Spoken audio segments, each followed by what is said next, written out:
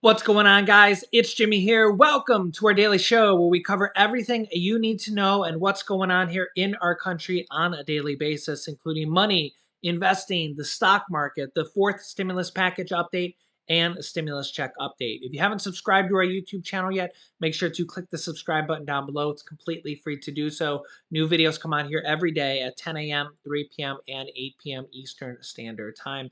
Also, thanks for hitting the like button for us down below. The Fed says that they're going to be raising interest rates here yet again and could be higher rate hikes than even expected. So we're expecting at least probably another half a percentage point rate hike here yet again. This will be the third rate hike that the Fed has done this year alone.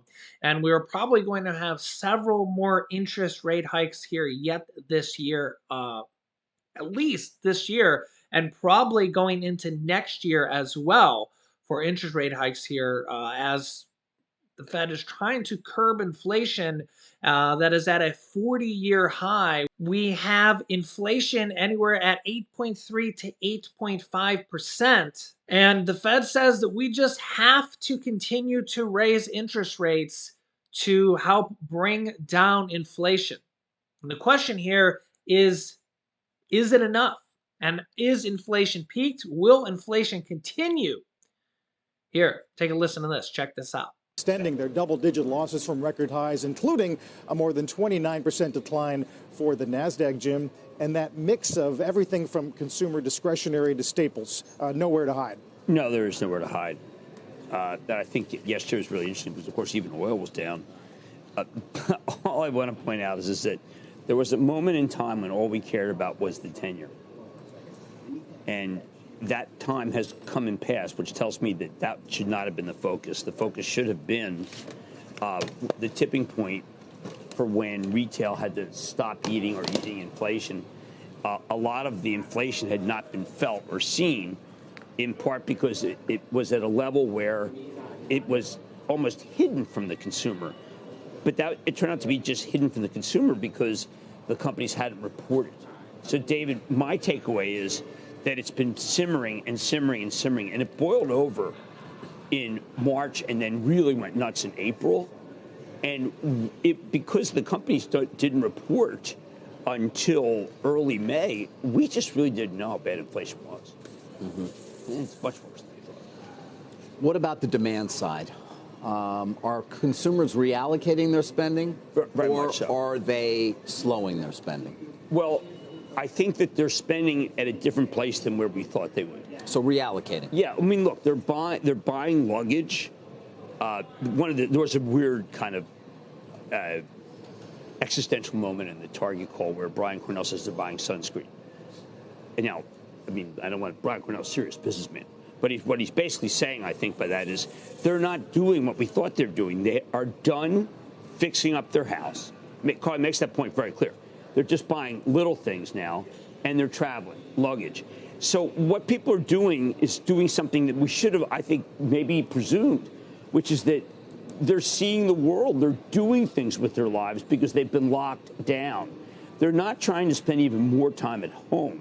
They want to get on the road. Phil LeBeau would certainly tell you that, too. And anyone who's flown knows that you can just add a zero to wherever you go with the airline tickets. You mean the fare? Oh, and people will pay it? I mean, I think there's still not demand destruction there because people are just so happy to get away.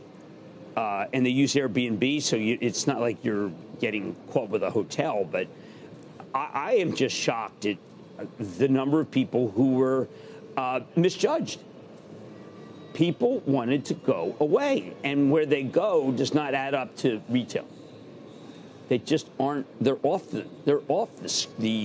they're not going in the aisles. I mean, unless you have a contractor who's trying to finish the project that started during it. Well, Jim, when this week began, you and I were together on Monday, I believe it was. I think I've seen you a couple times this month. I think so. I think we've all been together maybe once this month, but it's good to be back, all three of us on the set. But when we were here on Monday, you talked about these retail earnings being key. Without a doubt. Yes. And now we're through most of the big ones. I didn't know they'd be this bad. All right. But what is the takeaway for how you approach the market at this point? Obviously, a market that is going to be down yet again after a Very poor day for the S&P that you can see right there yesterday. And, market sentiment, we can all talk a lot about that, Okay, what the end game for the Fed is and the fact that nobody's going to buy until they know. But what does this retail reporting period tell you in terms of your approach? It tells me that as much as I like Jay Powell, he is so off the mark here.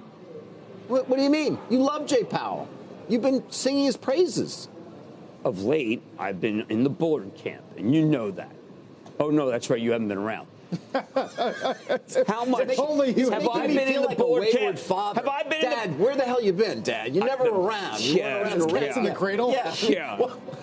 Well, I've been busy, my man. It was Johnny O. Look, I think that it's very important to recognize. I think Bullard's been right. Esther George is talking. We're talking about 50. I mean, what the lesson of this is holy cow, things are so much more out of control than we thought. So I've been in the Bullard. I love Jay Powell. I think Jay Powell was doing a good job. I think he was concerned as much as she that maybe Omicron was going to be really horrible. He misjudged that, but he's not a public health official. But we have a guy named Bullard.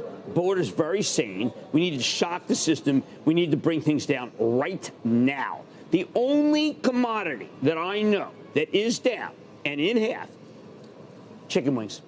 So let me know your thoughts. Do you think inflation is going to continue at its highs? Do you think it's peaking? Do you think it's coming down a little bit?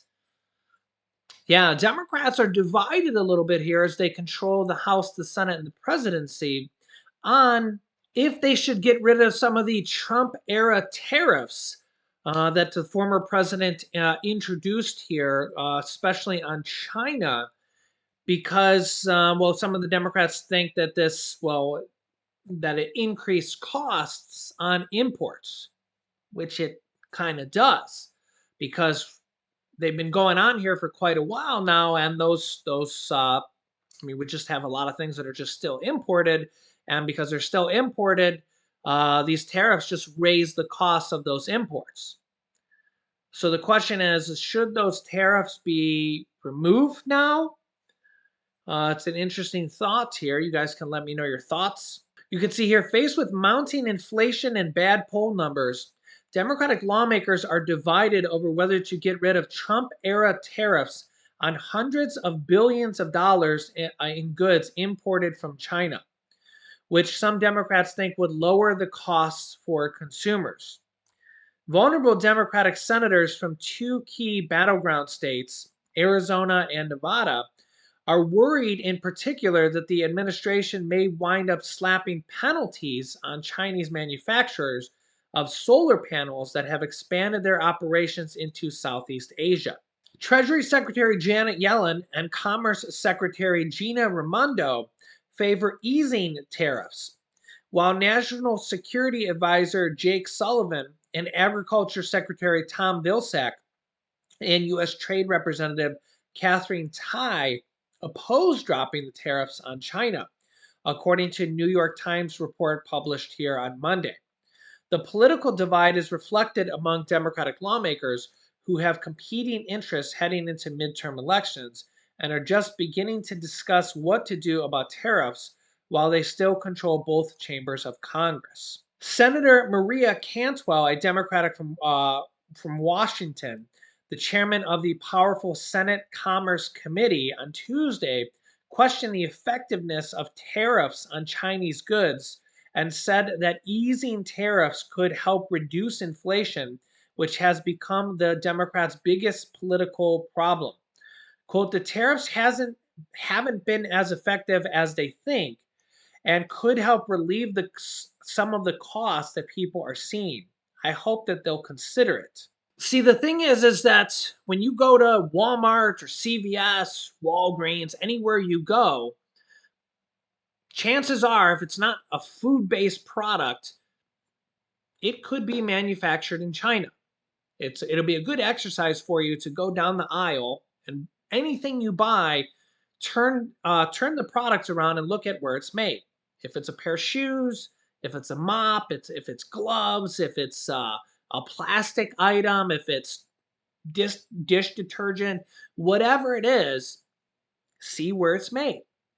If it's not made in the US, chances are it could have a tariff on it, which is basically just a fancy word for an import tax. Okay. So if it has an import tax on it, basically who's paying that is you, the consumer, because the way it works here is I'll explain to you how it works because I know this because I sell products on Amazon.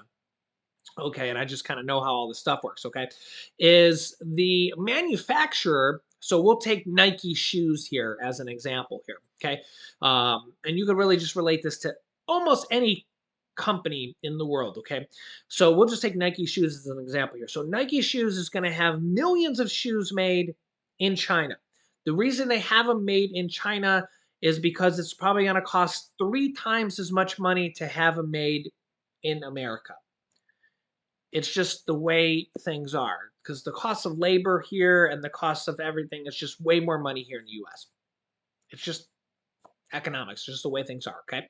So they're going to have it made in China, and there's a tariff, there's a tax here that former President Donald Trump added on here. Okay. Even with that tariff, it's still way cheaper to have it produced there. And with shipping from China, it's still way cheaper. Okay. So nonetheless, that's why people have them produced over there. Okay. The other thing, it's really hard to get things manufactured here in the U.S. I know because I've tried. It's just unbelievably hard to even find manufacturers to do this kind of things. I know it's crazy, but nonetheless. So let's just say you're looking for a pair of shoes and you can get them done for $5 over there in China. Okay, I'm just picking numbers out of the wall here. And if you wanted to get the same pair of shoes manufactured here in the U.S., it would be $15. Okay, in the United States. I'm just picking random numbers here. These aren't real numbers here. Okay, but then to have them imported, they're going to then charge an import tax of another $5. Okay, and again, I'm just picking random numbers here. These aren't real numbers. I'm just throwing numbers on the wall. So because of that, they're going to charge the manufacturer has to absorb that cost. The manufacturer's not going to absorb that cost. They're going to just raise the price on their product.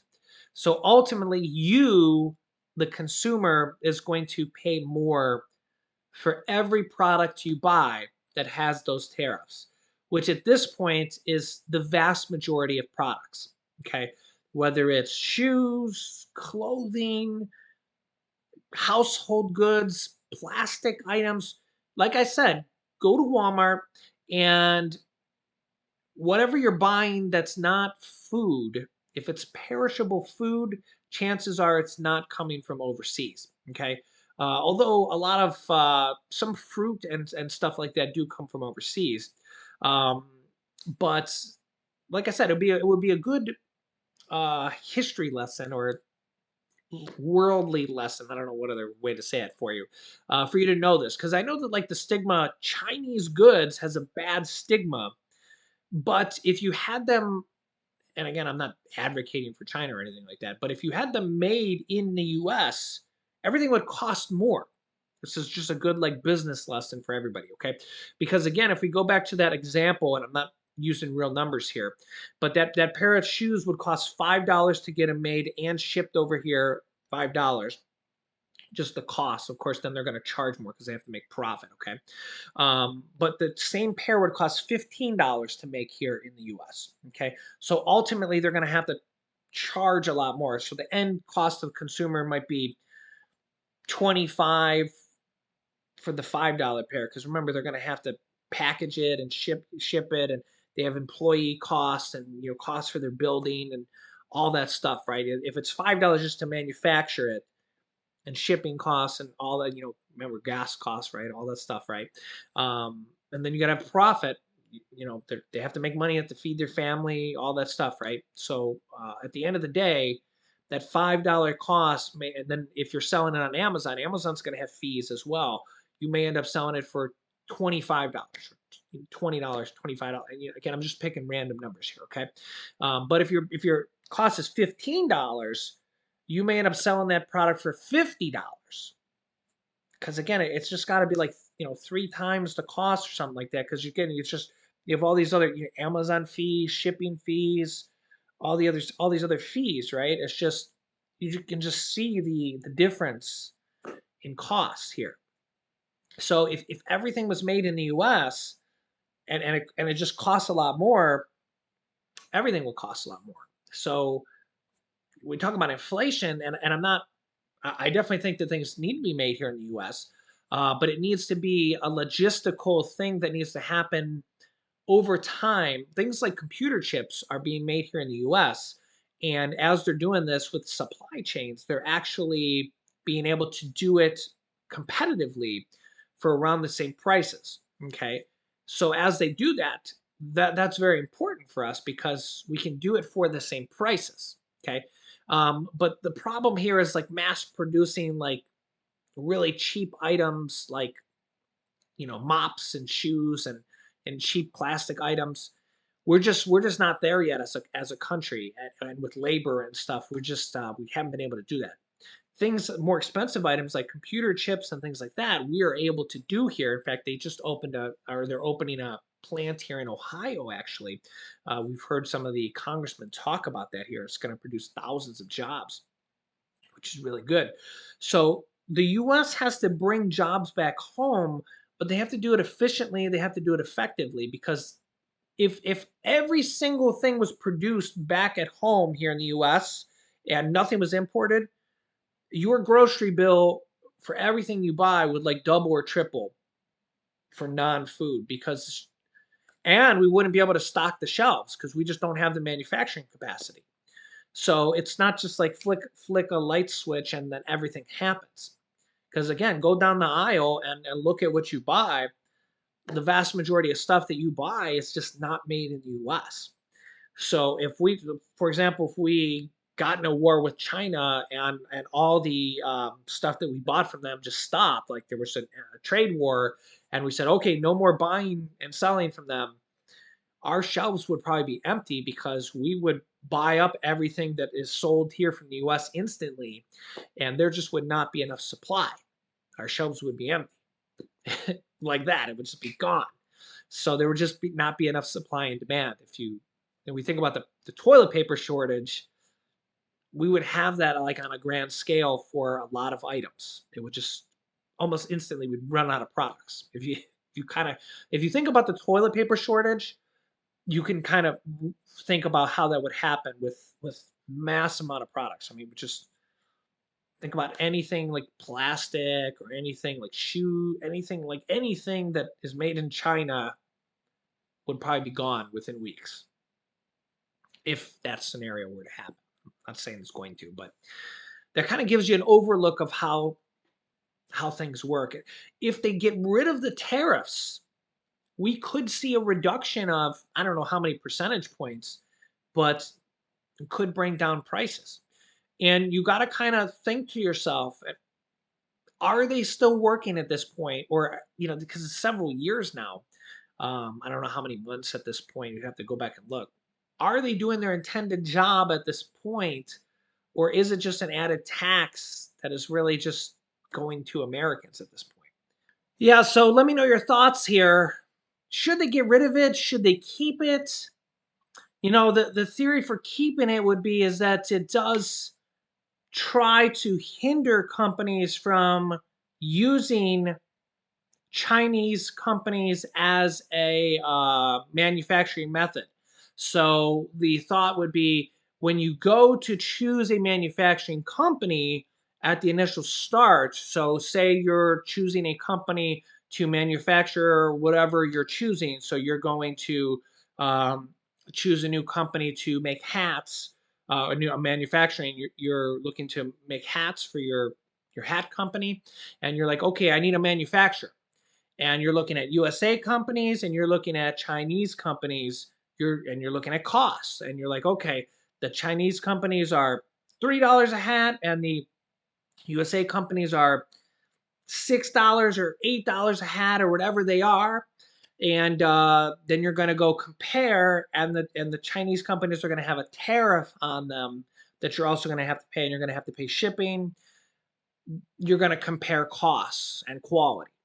So that would be the deterrent of one of the reasons why you may not choose to go there is these tariffs, which ultimately adds to your cost. So that's the reason why Trump added them on there.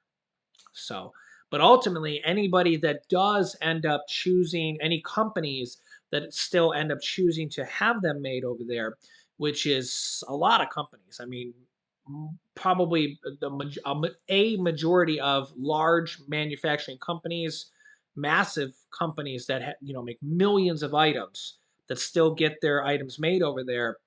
Ultimately, and you end up buying them. I mean, massive, massive companies making millions of goods, that costs you more money. So, because they're just raising their prices to cover that tax, and ultimately the consumer ends up paying more money. So, let me know your thoughts here. I will keep you up to date here with everything. Make sure to subscribe down below to our YouTube channel. It's completely free to do so. New videos come out here every day at 10 a.m., 3 p.m., and 8 p.m. Eastern Standard Time. You can click here to watch my newest video next, and you can click here to see my new video on Social Security raises. So click on one of those videos next. Thanks for watching, guys, and I'll see you in the next video.